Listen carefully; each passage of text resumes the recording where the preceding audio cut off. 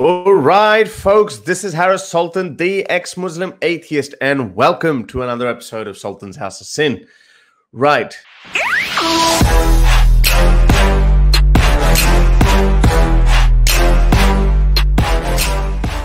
I got Salateen. Let's talk Salateen. What would you like to say? Hi, first of all. Secondly, I was just listening to the guy justifying Aisha being the age of puberty, which is horrendous to justify in any case. If you believe that she was a child, to justify that, believing that whoever that person is, whether it's a prophet or anyone else, is horrendous. I don't think he ended up justifying. I think he gave up. He said he was trying to find a hole in the narrative of apparently in his own worldview. He thought that the people who object to Aisha's age are the ones who object because they think that she didn't reach puberty. I said, well, that's irrelevant. Even if she did reach puberty, it doesn't make it right. And he said, yeah, he agrees. So yeah. I think it's conceded. He conceded the point. If he did have a different point to begin with. Ranjan Matra is saying, why Arab country UAE made changes in the law? Well, it's because it's the requirement of the world. If you can either be left behind, or you can embrace the modern world. Apparently, some people are saying that that seeking out some Western tourism amid COVID-19 fallout. They want to restart their tourism industry, and that's why they got to take that kind of step. Anyway, sorry, Salateen. Yeah, carry on. What's the second point? And secondly, growing up in Pakistan as an atheist, lucky for me that my parents were also atheists. I have gone through all this bullshit all my life, especially as a woman, because there is certain acceptance for men who are atheists, because my father never hid the fact, and people used to still, because he was a man and he could drink at home and he could have his friends who were atheists at home.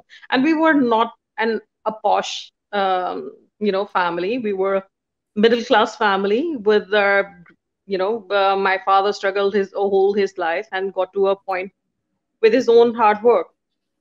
But as a woman, you feel prejudice from all sides, even your family. To be an atheist, even now when I meet women, I'm living abroad, thankfully. That's good. I was going to ask, yeah, well done.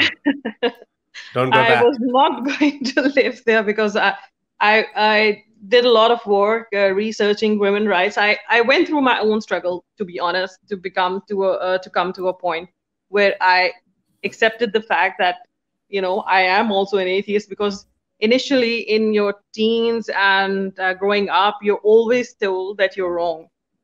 You're punished in school for not praying. You're punished in school for not doing certain things.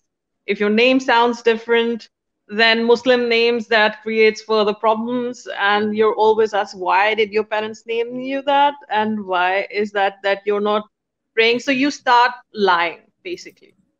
In order to protect yourself. And I've said it before that it's easier to believe that you are a Muslim, even if you are getting doubts in your mind. If you're living in a Muslim country like Pakistan, it's probably easier to stay Muslim and even and discard those doubts that you're getting. You just put them aside and you just sweep them under the carpet.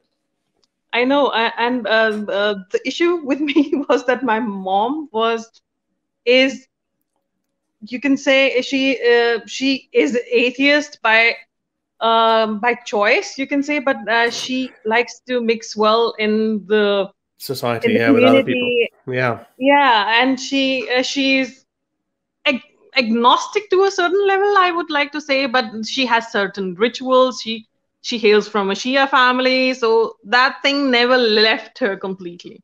So it was always a confusion to find out my path, and especially when I started working in the field of human rights, and I started working there and saw child murder, rape cases. I met child rape victims, and that thing I started questioning if there is a God, Yeah. because initially I used to fight with my parents that what the hell are we doing? Everyone else is going the other way, and we are the lone wolves, in the family, in the society, and we don't mix up. I was afraid to bring my friends home because my father was outspoken and would not hide the fact. So it was always an embarrassing situation until I found some like-minded people and I felt at home, at ease with them. And I thought that I could, express my views and ask questions, read. And then you find online, thanks to the YouTube, Christopher Hitchens and Richard Dawkins and Yeah. Sam Harris and Lawrence Krauss. He impacted our old generation, didn't he? I mean, these guys, they really started a revolution, and we're like the second generation of that. And what we're doing is we're building on it at a much more personalized, on a much more personalized scale, like as if like we're now doing it in Urdu.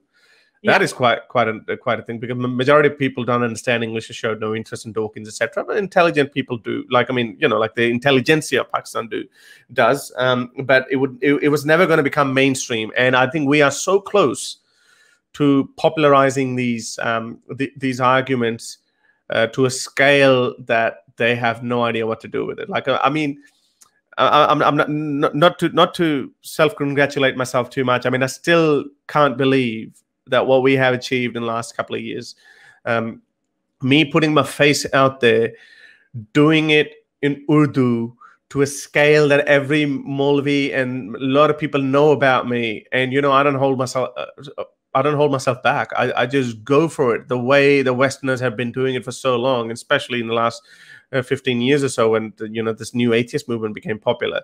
We could not have imagined this 5 years ago.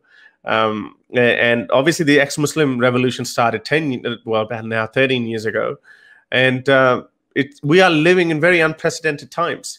It's going to be very interesting what's going to happen. I mean, we're up, I don't know how old you are, but I'm in my 30s, and kids, I mean, when I look at it, there are kids who were born after 2001 are now 18 years old. People who were born in 2000. I was a young man when in 2002. I was 19 years old. So those kids have totally grown up in a totally different world, and they're just ready to take on the world. And now they're hearing people like you and me and other. Well, I hope you speak. If you want, you can probably start your activism as well. But people like Ghalib Kamal, or the Miss Atheist Pakistani and Urdu Free Thinker, and all the next step. I mean, I encourage these guys privately all the time to start showing your faces. It makes so much difference. I actually, the country that I'm living in, I openly wrote about it. I attended a lot of dialogues and debates on the local level, and I was invited by different political, mostly their right wingers, to expose Muslim prejudices. Right. And it was so amusing that every time you go to such a talk and you would write about it, you would initially the people, the Muslim and the Pakistani people would come to you and would want to talk to you, and by the end of it, they would want to avoid you. And during the conversation, most of my conversation, and I have worked like 5 years in Pakistan working on women issues and exploring what the shitty world of womanhood in Pakistan is, and how different abuses exist and how they are manipulated and everything. But here, the snobbish children born to Muslim families who belong to Pakistan, these women defend that. And they used to deny in my talks and debates, saying that, everything is good in Pakistan, you're lying, you are getting money. What money? What are you talking about? And, it's so retarded. Those women have never, even if they go to Pakistan, they have never stepped out of their, posh cars or relatives who take them around and show them around in different posh localities where they could wear jeans and t-shirts, and they are saying that everything is well in Pakistan.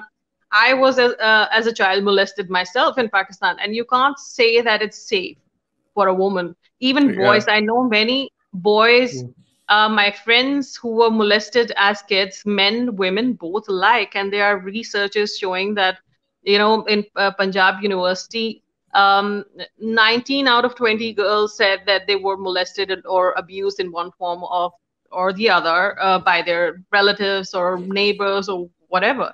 So sexual frustration is there. But what pisses me off is people living in Europe, people living in America, people living in Asia, in Australia and Western countries, Western countries, basically trying to defend everything that goes on there. And I don't understand the point, and I've written about it as well, and I've talked about it as well, that Western countries should come up with clear lines on that. And I think what France said was amazing. Religious prejudice should not exist. There should be no, if you want to wear religious symbols, wear them at home. Public display of religion is not acceptable. Cartoons, it is their right. If someone draws it, you don't like it, you don't watch it. There are many movies, people talk about morals, the way the prophet was depicted and everything. If you don't like it, don't bloody watch it. I don't understand the point of view that they get so offended that they can rip someone's neck off. And that's the level that they want to go to. And Europe and other Western countries should still be polite to them and still be respectable and still put up with their shit that they do. Most of the honor killing cases in Western countries are done by the Muslims. So tell me a little bit about yourself. So tell me a little bit about yourself. So you said that your parents were atheists. Yeah. And but you still grew up in a Pakistani environment. I'm assuming, like, whichever school you went to, 99% of them would have been Muslim, the Islamiyat classes and all that, religious studies and all that. How did you stay out of Islam? Because I want to understand myself that how important is the role of parenting in this? Because I now speak with some people whose fathers are atheists, but their mothers are not. So they're like worried about the children. And, you know, the right answer, I think, would be to say that, well, just let kids decide when they grow up. But again, it's very important to know how they can find how they can fight the indoctrination when they're growing up. So you would have been they would have, your society around you, your school around you, your peers and your other kids and teachers, they would have still tried to indoctrinate you. So what happened? Did you at any stage think that you were Muslim and then you stay? Yes. Yes. So tell me a little bit about yourself. I was never taught religion at home. So that it was for, I think, a month or two, my parents hired a Maulvi to teach us read Quran or something, which I never get the hang of. Did he come to your house?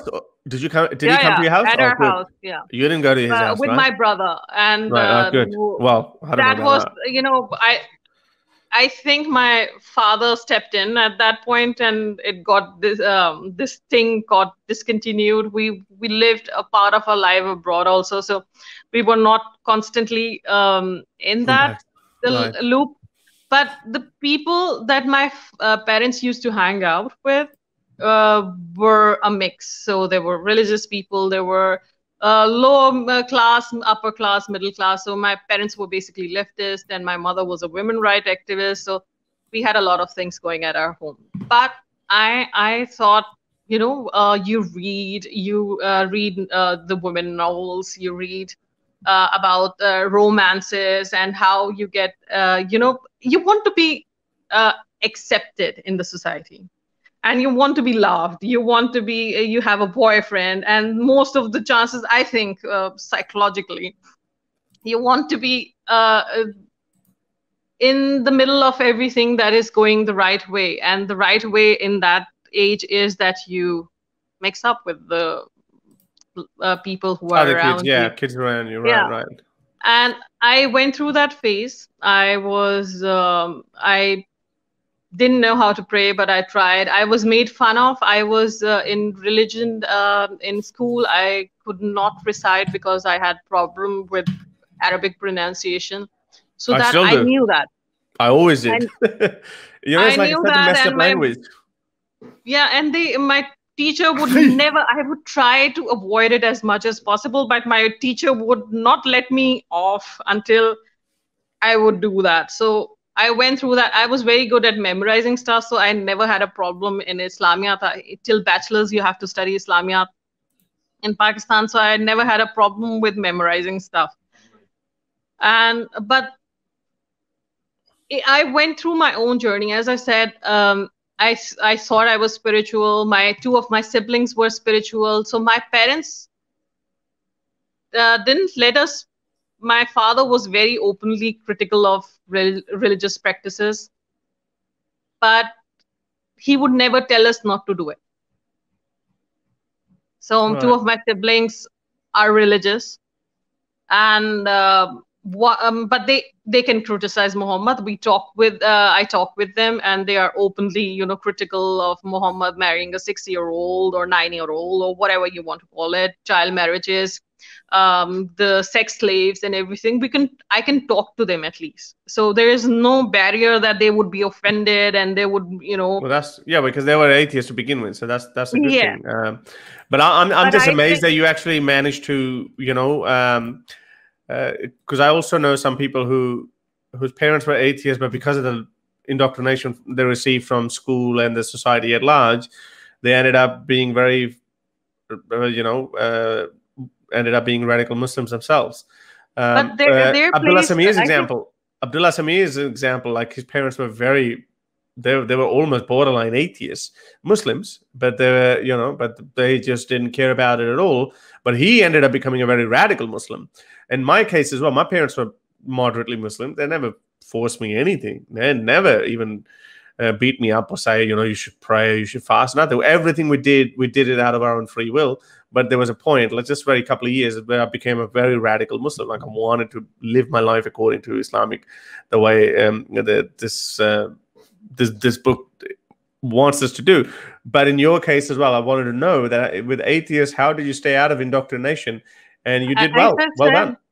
I heard that. As I said, that during a brief amount of time, because of the harassment and molestation that goes on in our society, you think that if you cover yourself up, if you behave a certain way, you would avoid the criticism and the harassment that you face day to day on the streets of Pakistan. Because as I said, I was from a middle class.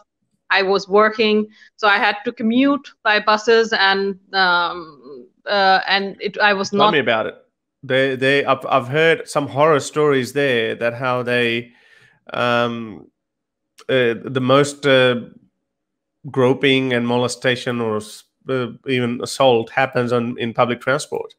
It does. And I was a child. I lived for a brief amount of time in Lahore, and that was the most horrible experience of my life, I must say, because every day, and we were traveling by buses, so it was every almost day when you step out of the house, someone would grope your breast, someone would grope your ass, someone would, if you're sitting in a bus, the bus driver would try to jam the gears into your leg, and rubbing, and you would and then feel they would turn on the music dirty.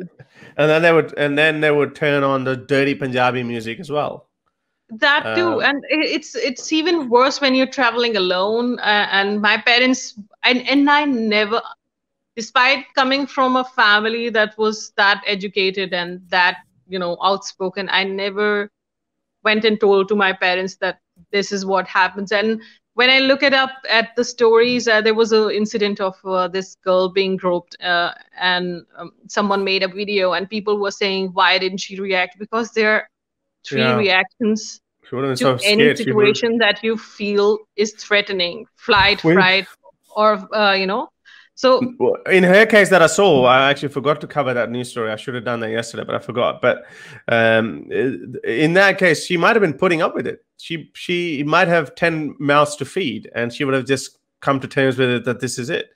That's why I would recommend everyone to watch this TV show called Morning Wars on Apple TV, where they raise the point. I don't agree with everything like this whole PC culture or woke culture is. But there's a very good point that in power dynamics, you should just not have any sexual relationships. For example, at a university, right? I mean, most likely that your student is over 18 years, but a professor is still not allowed to have some sort of a sexual relationship because, you know, like he's in a position of power.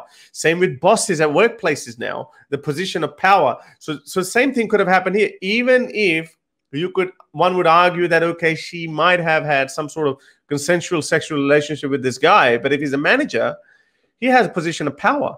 So that's it. There should be strict code of conduct that in position of power, it should never happen. If they're on equal terms, maybe you can ignore it. But if one's boss, the other one isn't, should never be allowed. And that was my take on that. That if she didn't flinch or she didn't react, she might have just come to terms. Like she might be afraid for losing a job. She might have said, okay, there's nothing I can do about it. But people don't understand that, and especially again, mostly the men come out and make these kind of comments, or unless some really no, there are a lot of women also brainwashed women as well. It is horrible. Sad part is most of these women might have been groped themselves or molested or touched up in a van or at a public transport or something, but they did not do anything at that point either. So they should know that why women don't react. They don't. Actually, there is a contest going on, I think, among people to prove themselves pious, and they want to be best of all, and the women especially that I'm better, holier than thou, Vala. That they want to show themselves as, they have never been touched by a man, and they have never been looked upon by a man in that way. There are certain women who ask for it, and this kind of shit. It really pisses me off, and I don't think it's even in Europe when you look at it. Sorry to single them out, but the Ahmadiyya community, I must say, all of them you see are covered. They have their headscarves, and the bitching that goes on there, it's horrible, and how they character assassinate every woman, and that's why I stay away from most of the. Some of my worst critics are actually Ahmadi Muslims, and I'm like, my cheapest comeback is like, bro, you're not even a Muslim. but I speak for their rights. I mean, I covered a news story today about an 82-year-old Ahmadi Muslim being killed, and I'm always speaking up for their rights as human beings. But, I mean, I know their ideology is just as absurd as the mainstream Sunni Islam, and this is why they hate. So these Ahmadi Muslims as well, within their own right, can be just as dogmatic. Yes, it's a modernized, watered-down version of Islam, but they're still dogmatic. It may not be as violent as Islam, but it's just as dogmatic and just as backward and pathetic as mainstream Sunni Islam. Actually, it's more controlled. You can't it's more cult-like. It's more cult-like because they have this Khalifa who's kind of like a religious figure, like authority, like a king, like a dictator, and they all just follow them. Is it them that give like certain percentage as well? I think they do that as well. Yes, and they every month, even if you're unemployed, you get the dole from the government. Yeah. So even from that, you have to give certain amount of money. Oh, wow. You have to attend the meetings. If you don't attend, if you're not, I know. So like the sucking blood out of the poorest of the poor. Like, I mean, we know the dole. We know the dole is, like in some of the Western countries, like Australia or maybe Britain as well. I mean, yes, they give money to unemployed people, but that money is never enough. It's not like you can live. You barely live off it. And they're taking like 10% or 5% out of that as well. Quite amazing. Yeah, and on top of that, you have to attend all their meetings, all their jalsas, what they call. Yeah, and there are a lot of them going on, and they have to attend. And a distant relative of mine, she is an atheist, but she can't speak out to her father about that. Because it's more scarier for the women to speak out, as I told you. It is. Yeah, absolutely. Well, thank you very much for speaking up, and I'd love you to come back again next week as well, maybe on an Urdu show as well. When I usually title a girl, an ex-Muslim girl from behind, and I don't show their face. I just pick it up of Google Images and say why this woman left Islam. It just triggers a lot of Muslims. Those are very powerful videos. I usually end up getting 30,000-40,000 views, and it's still growing. So, and by the way, just a disclaimer, people would say, "Oh, this is a planted woman." So I've never spoken to you or messaged you before, but by the way, you're apparently my friend, and I'm probably some Hindu girl who's pretending to be an ex-Muslim, blah, blah, blah. Anyway, thank you very much for coming. I really appreciate it. Thanks a lot. All right. To help me produce more videos like these, support me on Patreon or PayPal.